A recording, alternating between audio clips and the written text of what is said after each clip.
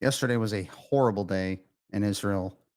30-year-old Sila Gez, mother of three, pregnant, on the way to the delivery room, was murdered by an Arab terrorist. Absolutely tragic, extremely painful. It's important to note what Hamas said in the context of her murder. And it's a key distinction that has to be repeatedly acknowledged in the context of what's going on in Gaza and Israel's actions.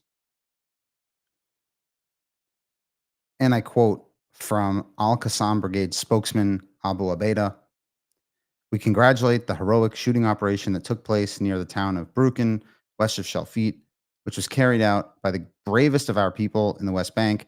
We call on the masses of our people to rise up in the face of the occupation in defense of their Aqsa, to confront the aggression on the West Bank and its camps, and to support the people in steadfast Gaza." So, same group, Hamas, which of course slaughtered, butchered innocent civilians on October 7th, they actually denied that they did that on October 7th. They claimed it was other elements within Gazan society that came in and followed and were responsible for what happened on October 7th to innocent civilians. They claimed they only targeted military infrastructure. Now, even they are supporting the murder of a 30-year-old woman shot on the way to the delivery room. The New York Times, the headline was Hamas celebrates shooting that killed Israeli mother en route to deliver baby. And this is a key distinction. You will never find any mainstream legitimate thinker within Israeli society that supports murdering a 30-year-old woman on the way to the delivery room. Never.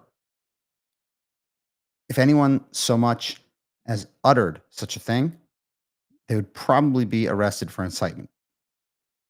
Yet on the Palestinian side, Hamas is celebrating, and the Palestinian Authority provides stipends to murderers that go to jail, to their families. And this is a huge moral distinction that has to be acknowledged. Theo Vaughn, a couple of days ago, made a video saying, "How did we come to this in the context of Gaza?"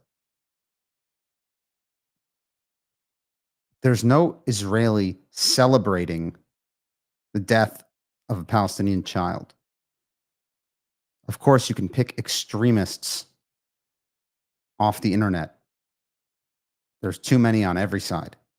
But I'm talking about intellectually serious thinkers who are taken seriously in Israeli society. It just does not exist. And when Israel is forced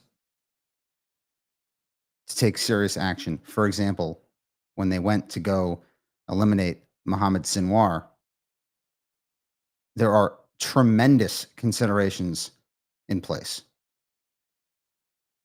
Tremendous. Mohammed Sinwar was hiding in a tunnel underneath a hospital. And given the fact that he's the head of a terror organization, which is obsessed with killing Jews, Israel had to eliminate him if they had the chance. And Israel is very specific in only pulling that trigger if they can minimize the number of casualties outside of Mohammed Sinwar and other terrorists. People were pointing out the video of people walking above. Yes, there are other people who might be innocent who also died. But in the context of war, it's an acceptable price to pay, however painful. If someone like Hitler was below in that bunker, 10 innocent or not innocent bystanders would be an acceptable price. Mohammed Sinwar is currently holding 20 living prisoners, hostages, however Hamas wants to call them. There are 20 people being held alive against their will, and he did not let them go. In fact, he was organizing further attacks against Israel. It's immoral and just behavior to counter that activity. So when people say, "Oh, look at this photo, look at this video," it's not as simple as that. There's a backstory. And think about this young woman, Sila Gez, 30 years old, murdered on the way to deliver her fourth child.